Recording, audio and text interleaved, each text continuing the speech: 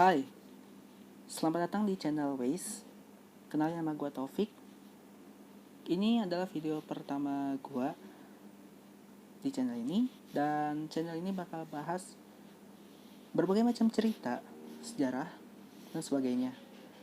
Dan di video kali ini gue bakal bahas soal benda yang biasa kita gunakan untuk melindungi diri saat hujan. Ya, kita bisa sebut ini payung atau umbrella lah ya. Benda sesederhana ini ternyata memiliki sejarah yang panjang sekali, serta menarik untuk dibahas. Gak perlu lama lagi, ini dia, sejarah payung.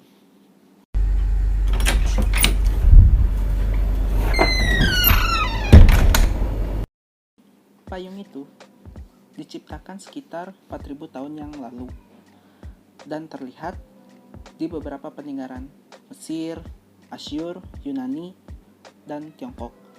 Waktu itu payung dibuat dari beberapa daun yang diikat bersama dan diletakkan di atas kepala. Payung yang biasanya digunakan untuk melindungi diri dari panasnya matahari dimodifikasi oleh bangsa Tiongkok untuk bisa digunakan saat hujan. Cara yang digunakan oleh bangsa Tiongkok adalah dengan cara melapisi payung kertas dengan lapisan lilin. Nah, jadi lapisan lilin ini yang bisa melindungi payung agar tidak basah saat terkena air hujan.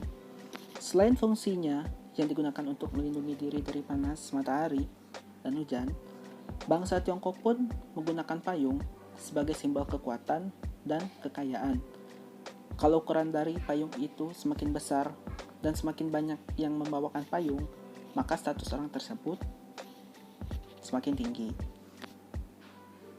Pada 3000 tahun yang lalu, bangsa Mesir kuno juga mengembangkan payung untuk menunjukkan status sosial.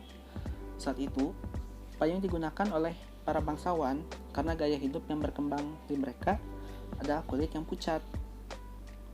Berarti pada zaman dulu nih ya, orang-orang ingin menunjukkan status sosial terutama di bangsa Tiongkok dan para bangsawan Mesir kuno dengan cara sesederhana menggunakan payung gitu. Cukup jomplang ya dengan zaman sekarang gitu, yang dimana payung menjadi sebuah benda yang biasa kita gunakan sehari-hari gitu kan, dan mudah dibawa untuk kemana-mana juga. Kemudian pada abad ke-16, payung mulai populer dan banyak digunakan di daerah barat, terutama di Eropa bagian utara yang memiliki iklim hujan. Pada awalnya payung adalah tren aksesoris yang hanya bisa digunakan oleh perempuan. Lalu seorang pengembara dan penulis dari Persia bernama Jonas Hanway mulai memperkenalkan payung di kalangan pria. Kita tahulah namanya air hujan kan ya, gak mendang gender, mau cowok mau cewek ya tetap aja bisa basah gitu. Payung yang ada di Eropa ini pada awalnya terbuat dari kayu yang kemudian ditutupi dengan kain kanvas berminyak, sedangkan pegangannya itu terbuat dari kayu yang berbentuk melengkung. Nah, setelah itu payung terus mengalami perkembangan seperti payung lipat yang dikembangkan oleh Samuel Fox pada tahun 1852. Lalu ada payung saku atau payung berukuran kecil yang dapat dilipat. Itu baru ditemukan pada tahun 1928. Lumayan cukup jauh lah ya. Oleh Hans Haupt. Dan juga banyak sekali inovasi payung lainnya. Seperti dikembangkannya payung berbentuk topi gitu.